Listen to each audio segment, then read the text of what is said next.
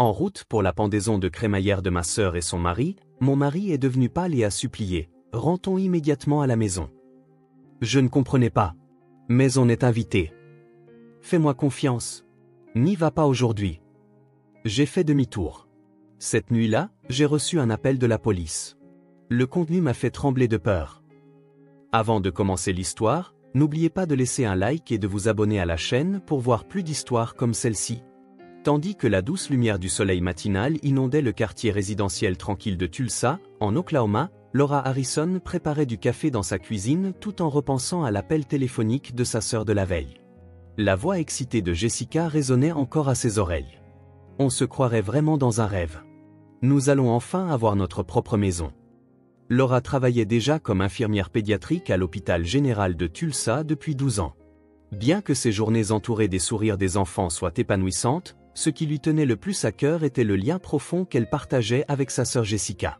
Le lien entre les deux sœurs était spécial depuis l'enfance.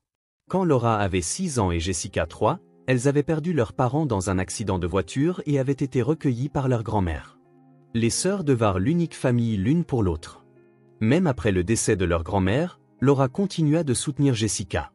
Après le lycée, tandis que Laura suivait des études d'infirmière, Jessica choisit de devenir coiffeuse. Bien que les sœurs aient suivi des chemins différents, elles s'assuraient de se voir une fois par semaine sans faute, partageant leurs soucis et leurs joies. « Bonjour, ma belle. » Son mari, Marc, descendit les escaliers et déposa un léger baiser sur la joue de Laura. Marc, qui dirigeait une entreprise de plomberie, était le partenaire idéal pour Laura avec sa carrure robuste et son sourire chaleureux. Ils étaient mariés depuis 8 ans, mais leur relation était restée aussi solide qu'au premier jour, basée sur une confiance et un amour profond. En voyant Laura penser à Jessica, Marc déchiffra son expression et demanda doucement « Elle a l'air si heureuse, n'est-ce pas ?»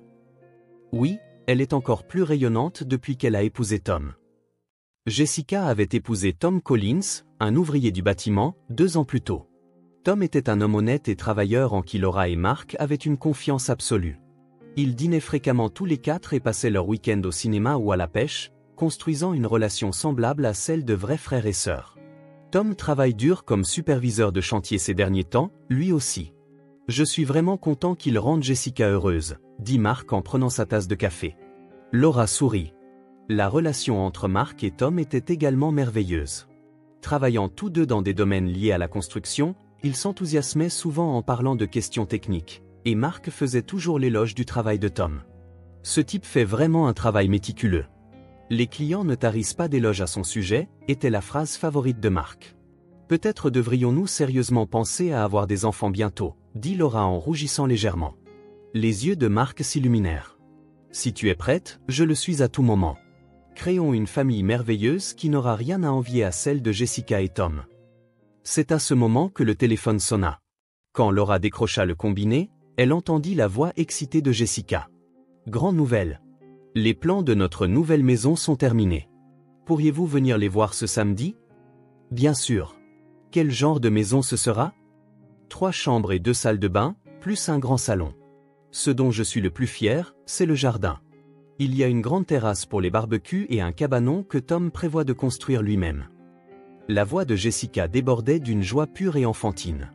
Laura ressentait le bonheur de sa sœur comme si c'était le sien. Ça a l'air merveilleux. Quand est-ce que la construction commencera ?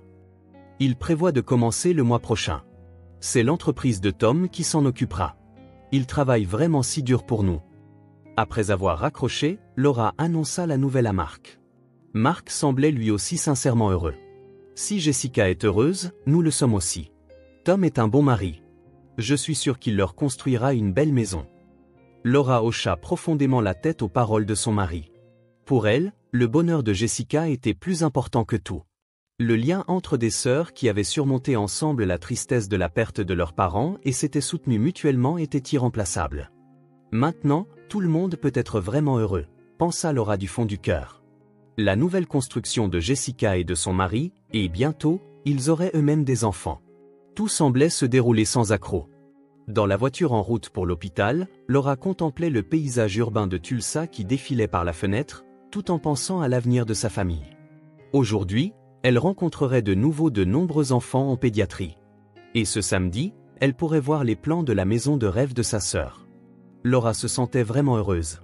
3 mois plus tard, un vendredi soir, lorsque Laura rentra de l'hôpital, un message vocal enthousiaste de Jessica l'attendait. « Écoute, la maison est terminée.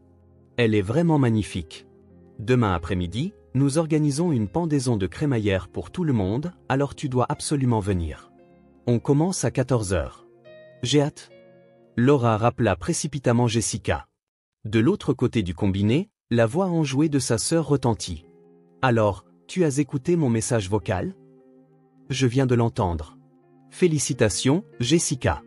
Elle est vraiment terminée, n'est-ce pas ? » La joie monta naturellement dans la voix de Laura. C'est comme un rêve.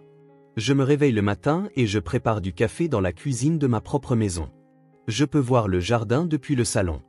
Et le cabanon que Tom a construit est vraiment adorable aussi. Oh, c'est vrai. Il faut que je te parle du cabanon. La voix de Jessica devint encore plus excitée. Tom a construit un cabanon artisanal au fond du jardin. C'est devenu une sorte de petite maison d'amis.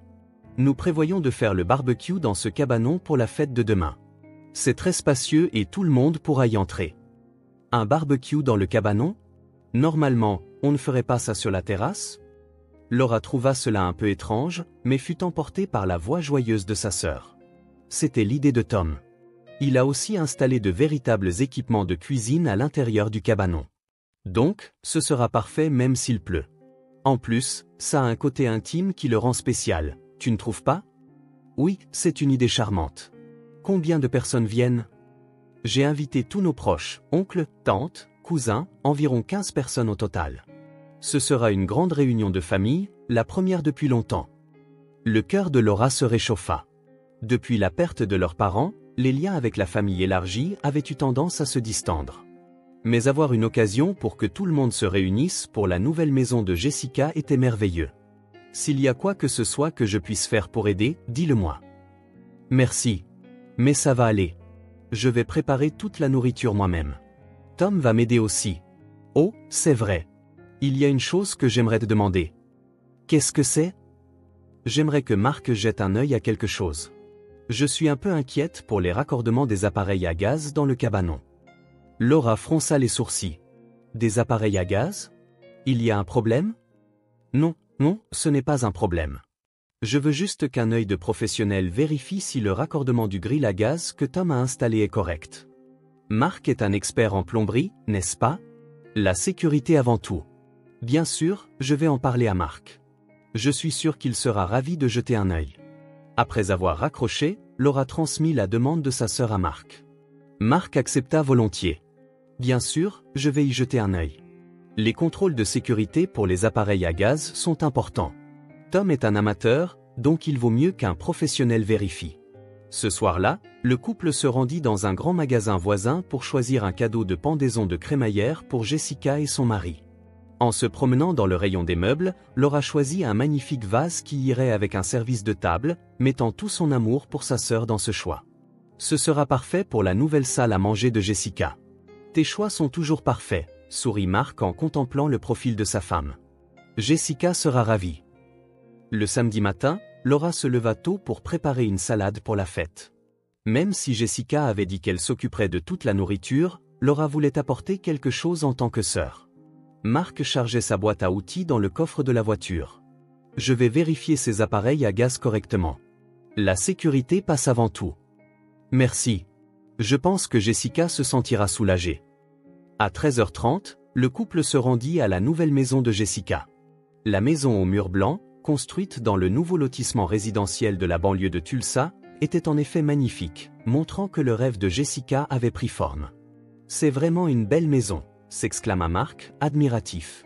Le travail acharné de Jessica et Tom a payé, dit Laura en contemplant la maison avec bonheur. À l'entrée, un panneau artisanal disait « Bienvenue », témoignant de la prévenance de Jessica. Au moment où il s'apprêtait à sortir de la voiture, le portable de Laura sonna. C'était Jessica. « Vous êtes arrivée ? Nous sommes juste devant. Quelle belle maison. Merci. Écoute, les préparatifs prennent un peu plus de temps que prévu. Pourriez-vous patienter une trentaine de minutes ? J'ai contacté tout le monde, on commencera plutôt à 14h30. C'est bon. Nous avons le temps, donc pas de problème. Je suis désolé. Je veux que tout soit parfait. C'est notre première pendaison de crémaillère, après tout. Après avoir raccroché, Marc suggéra, puisque nous avons le temps, si on faisait un petit tour du quartier en voiture? Laura accepta. Ce ne serait pas une mauvaise idée de faire un tour pour admirer le beau paysage urbain du nouveau lotissement. Les deux retournèrent dans la voiture et firent lentement le tour du quartier. Chaque maison était bien entretenue avec des pelouses d'un vert luxuriant. Un paysage incarnant véritablement le rêve américain. Je me demande si nous pourrions vivre dans une maison comme celle-ci un jour, murmura Laura. Avec toi, je pourrais construire un foyer heureux dans n'importe quelle maison, répondit doucement Marc. À 14h25, Laura et Marc roulaient de nouveau vers la nouvelle maison de Jessica. Laura, assise sur le siège passager, tenait soigneusement la boîte du vase sur ses genoux tout en regardant le paysage par la fenêtre. Le soleil du début de l'été en Oklahoma était agréable et des nuages blancs dérivaient lentement dans le ciel bleu. Jessica avait vraiment l'air heureuse, n'est-ce pas? Murmura Laura, satisfaite. Ça faisait longtemps que je n'avais pas vu ma sœur aussi rayonnante. Marc sourit en tenant le volant. Tom est un bon mari, aussi. Il prend bien soin de Jessica. Ces deux-là construiront sûrement un foyer merveilleux ensemble. La voiture avançait le long de la route légèrement sinueuse du lotissement. Laura avait hâte de revoir des parents qu'elle n'avait pas vus depuis longtemps. Elle n'avait pas vu l'oncle Frank et la tante Martha depuis plus d'1 an. Elle passerait sûrement un bon moment avec ses cousins Sarah et Michael aussi. Marc, s'il te plaît, occupe-toi bien de vérifier les appareils à gaz. Jessica était inquiète à ce sujet, dit Laura en se tournant vers son mari. Laisse-moi faire. En tant que plombier, la sécurité d'abord est le principe le plus élémentaire. Tom est un amateur, donc je dois regarder ça avec des yeux de professionnel. La voix de Marc portait la fierté d'un artisan. Alors qu'ils étaient à environ 10 minutes de la maison de Jessica, l'expression de Marc changea soudainement. Une fine pellicule de sueur perla sur son front et son teint pâlit visiblement. Marc, qu'est-ce qui ne va pas? Laura regarda son mari avec inquiétude. Marc prit plusieurs grandes respirations, mais son teint ne s'améliora pas. Au contraire, il semblait devenir encore plus pâle. La vitesse de la voiture commença à ralentir progressivement. Tu te sens mal? Tu as mal quelque part? L'anxiété s'insinua dans la voix de Laura. Marc freina brusquement et gara la voiture sur le bord de la route. Laissant le moteur tourner, il serra fermement le volant à deux mains. Laura, sa voix tremblait, rentrons à la maison, tout de suite. Quoi? Laura était déconcertée. Rentrons à la maison. Mais nous sommes presque chez Jessica. Non. Marc secoua la tête. Rentrons chez nous, maintenant. Laura fixa le profil de Marc. Son expression était d'un sérieux qu'elle ne lui avait jamais vu. La sueur sur son front ne cessait de couler, et ses mains tremblaient légèrement. Marc, que se passe-t-il? Si tu ne te sens pas bien, tu peux te reposer chez Jessica. Non. La voix de Marc devint soudainement plus forte. Laura, s'il te plaît, n'allons pas à la fête aujourd'hui. Mais nous avons été spécialement invités. La confusion de Laura s'intensifia. Tu sais à quel point Jessica attend ça, n'est-ce pas? Tous nos proches viennent aussi. Si nous n'y allons pas, ma sœur sera tellement déçue. Marc commença à se préparer pour faire un demi-tour brusque. Laura, fais-moi confiance, n'y va pas aujourd'hui. Sa voix portait une urgence qu'elle n'avait jamais entendue auparavant. Laura serra la boîte du vase contre sa poitrine tout en fixant le profil de son mari. En 8 ans de mariage, c'était la première fois qu'elle voyait Marc aussi angoissé. Mais dis-moi pourquoi. Pourquoi si soudainement? Je ne peux pas l'expliquer. Marc serra les dents. Mais quelque chose ne va pas. Je le sens. Nous ne devons absolument pas y aller aujourd'hui. Un lourd silence emplit la voiture. Laura était confuse. Le visage heureux de Jessica, les retrouvailles tant attendues avec les proches, et la fête que sa sœur avait préparée avec tant de soin. Elle ne pouvait pas imaginer renoncer à tout cela et rentrer à la maison. Marc, ça ne te ressemble pas. Qu'est-ce qui t'inquiète? Les appareils à gaz. Ça en fait partie, mais c'est tout. Marc passa la marche arrière. Laura, tu crois que je dirais une chose pareille à la légère? Tu crois que je dis ça sur un coup de tête? Laura regarda l'expression sérieuse de Marc. En effet, il était anormal qu'il agisse de la sorte. Marc était habituellement un homme très rationnel et calme. Même sur les chantiers de plomberie, il privilégiait toujours la sécurité et accordait de l'importance à l'intuition. Que ressens-tu? Dis-le-moi précisément. Je ne sais pas. La voix de Mark semblait douloureuse. Mais j'ai ce sentiment de malaise depuis ce matin. Depuis que j'ai entendu parler des appareils à gaz de Jessica, j'ai senti que quelque chose clochait. Tu penses que les appareils à gaz sont dangereux? Ce n'est pas seulement ça. Le plan de faire un barbecue dans le cabanon est étrange aussi. Pourquoi le faire délibérément dans un espace clos? Pour la première fois, Laura commença à comprendre les inquiétudes de son mari. En effet, faire un barbecue dans un cabanon n'était pas courant. Mais serait-ce une raison suffisante pour annuler la fête? Mais Jessica est assez inquiète pour demander une vérification. S'il y a un problème, tu peux l'inspecter et le réparer. On n'aura peut-être pas le temps pour ça. La voix de Mark tremblait. Laura, s'il te plaît, fais-moi confiance, n'y allons pas aujourd'hui. La voiture s'était complètement arrêtée. Laura baissa les yeux sur la boîte du vase sur ses genoux. Elle avait choisi ce cadeau en imaginant le visage ravi de Jessica. Elle allait renoncer à la célébration de la nouvelle maison de sa sœur, aux retrouvailles tant attendues avec ses proches, et à tous les moments agréables. Cependant, en regardant l'expression de Mark, elle ne pouvait pas croire qu'il mentait. Durant toutes leurs années de mariage, il ne l'avait jamais trahi. C'était un homme qui mettait toujours sa sécurité et son bonheur en premier. Mark, Laura soupira profondément. Si son mari, habituellement si calme, était à ce point inquiet, elle devait lui faire confiance. Laura plongea son regard dans celui de son mari. Ses pupilles contenaient un amour profond et une forte volonté de la protéger. « Oui » répondit-elle doucement. « Si tu le dis. Rentrons à la maison. » Le soulagement se peignit sur le visage de Mark. « Merci, Laura. Merci beaucoup. » La voiture fit demi-tour et commença à rebrousser chemin. Laura regarda par la fenêtre en réfléchissant à la manière d'expliquer cela à Jessica. Sa sœur allait sûrement s'inquiéter. Elle se sentait aussi très mal pour les proches. « Je dois appeler Jessica. » Laura sortit son portable. « Faisons ça plus tard » suggéra Mark. « D'abord, rentrons à la maison. » Après être rentrés chez eux, un silence gêné s'installa entre Laura et Mark. Laura s'assit sur le canapé, fixant la boîte du vase toujours sur ses genoux.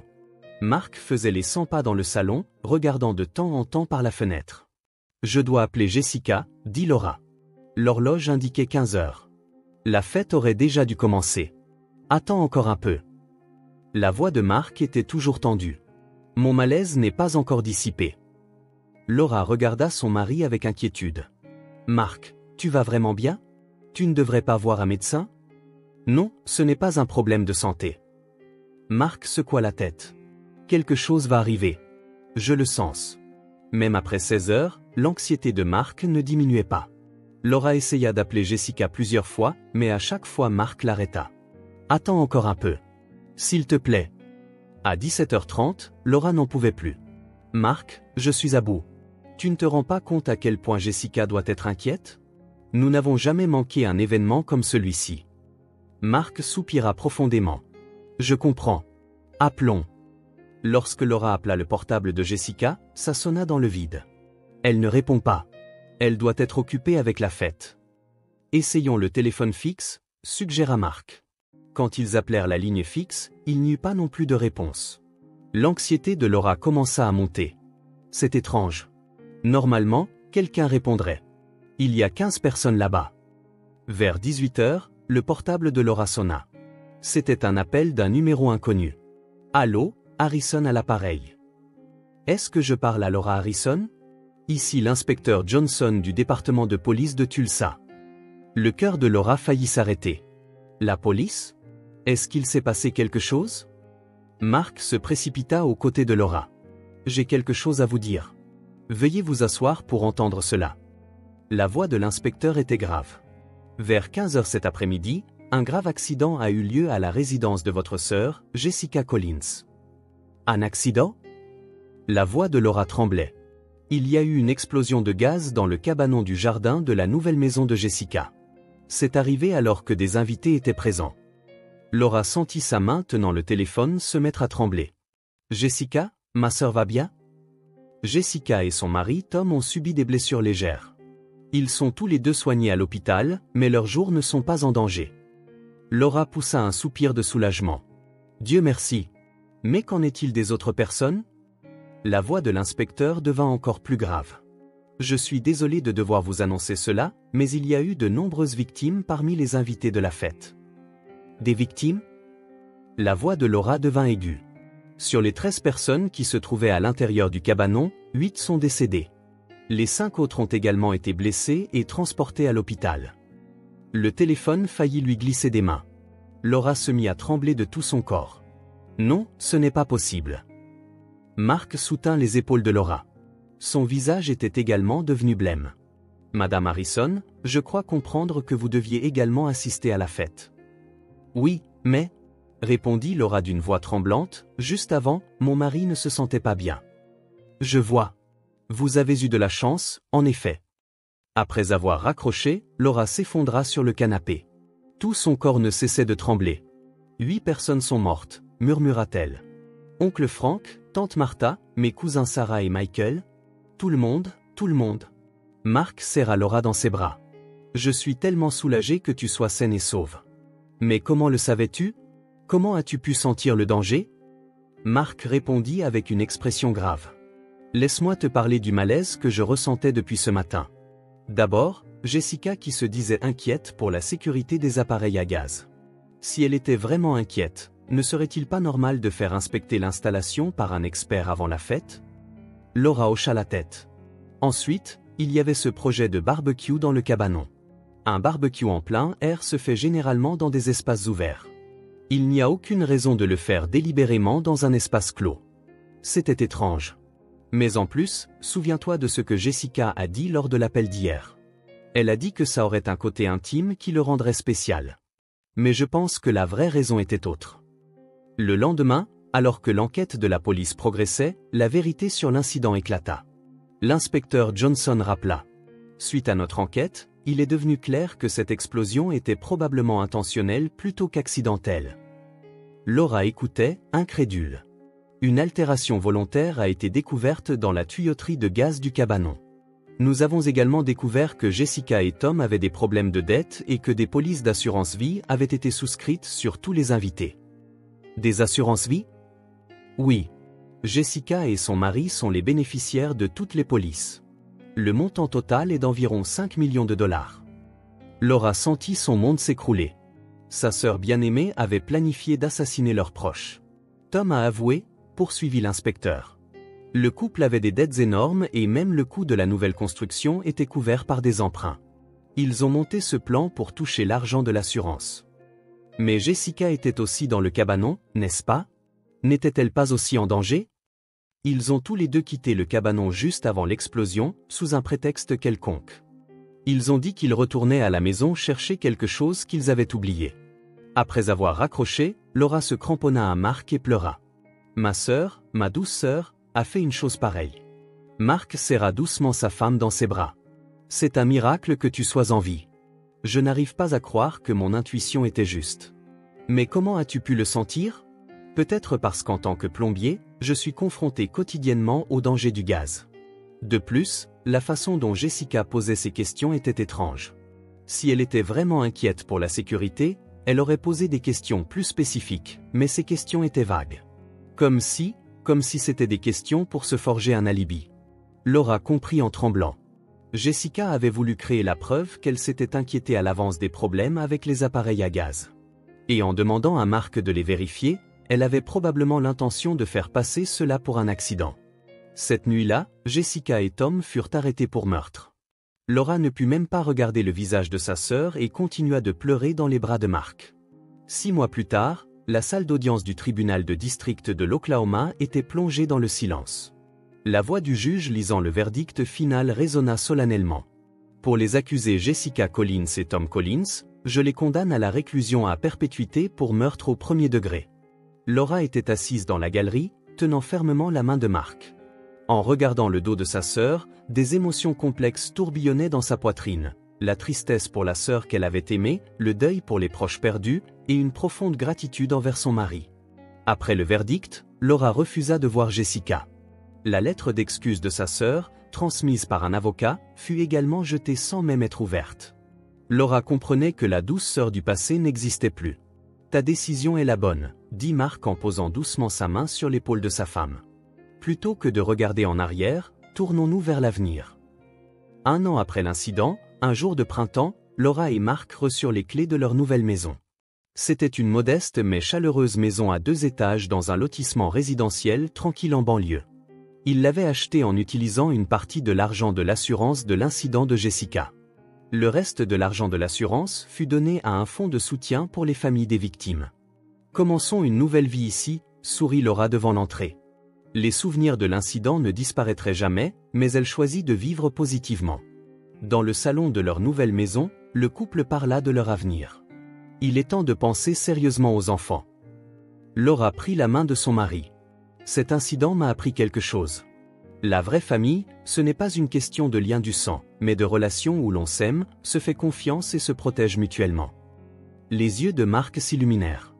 Avec toi, je peux surmonter n'importe quelle épreuve. Tout comme tu m'as fait confiance ce jour-là, vivons nos vies en nous faisant confiance l'un à l'autre. Cette nuit-là, Laura termina sa dernière garde de nuit à l'hôpital. À partir du mois suivant, elle serait transférée au service pédiatrique d'un nouvel hôpital général. C'était pour rompre avec les souvenirs de l'incident et rencontrer de nouveaux enfants dans un nouvel endroit. Dans le nouvel hôpital, je pourrais voir encore plus de sourires d'enfants, rapporta Laura à Marc après être rentrée chez elle. Quand nous aurons notre propre enfant, je pourrai aussi utiliser cette expérience. 2 ans plus tard, en automne, une nouvelle vie grandissait dans le ventre de Laura. Enceinte de 5 mois, elle passait des moments paisibles à s'occuper des roses dans le jardin.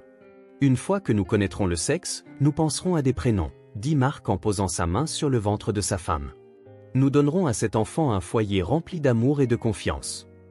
Laura sourit. Oui, et nous lui apprendrons l'importance de faire confiance aux gens, tout en lui enseignant combien il est important de se protéger. Les souvenirs de l'incident refaisaient parfois surface, mais Laura vivait sans se laisser dominer par eux. Elle gardait toujours le contact avec les proches survivants, se soutenant mutuellement. Elle avait appris de première main que les vrais liens familiaux étaient bien plus forts que les liens du sang. Un dimanche après-midi, le couple se promenait dans le parc.